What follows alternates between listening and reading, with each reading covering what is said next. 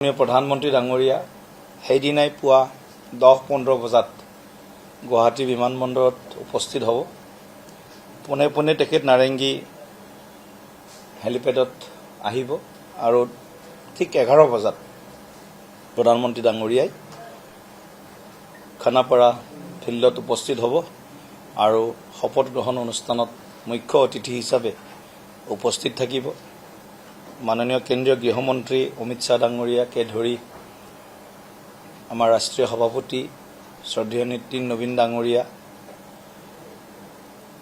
বিভিন্ন ৰাজ্যৰ মাননীয় মুখ্যমন্ত্ৰীসকল, উপমুখ্যমন্ত্ৰীসকল, NDA শাসিত প্ৰদেশসমূহৰ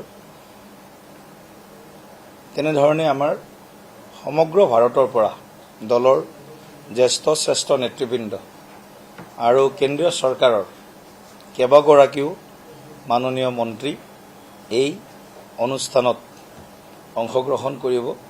চৰকাৰৰ ফালৰ পৰা কেইবাজনো মন্ত্ৰী আৰু আমাৰ দলৰ ফালৰ পৰা কেইবাজনো আমাৰ জ্যেষ্ঠ কাৰ্যকৰ্তাক শপত গ্ৰহণ অনুষ্ঠানটো আড়ম্বৰপূৰ্ণভাৱে আৰু শৃংখলাবদ্ধভাৱে আয়োজন কৰাৰ বাবে দায়িত্ব অৰ্পণ কৰিছোঁ। এটা বিষয় আমি ইয়াৰ মনিটৰিং বা ইয়াৰ চোৱা চিতা কৰা হ'ব, তদাৰক কৰা হ'ব আৰু আমি আশা কৰিছোঁ লক্ষাধিক লোক সিদিনা খানাপাৰা ফিল্ডত উপস্থিত হ'ব। 10 তাৰিখে আমাৰ বিজেপি বিধায়িনী দলৰ সভা বশিষ্ঠস্থিত ৰাজ্যিক বিজেপি কাৰ্যালয়ত অনুষ্ঠিত হ'ব আৰু তাৰ পিছতেই NDAৰ বিধায়িনী দলৰ সভাও বশিষ্ঠস্থিত ৰাজ্যিক বিজেপি কাৰ্যালয়তে অনুষ্ঠিত হ'ব।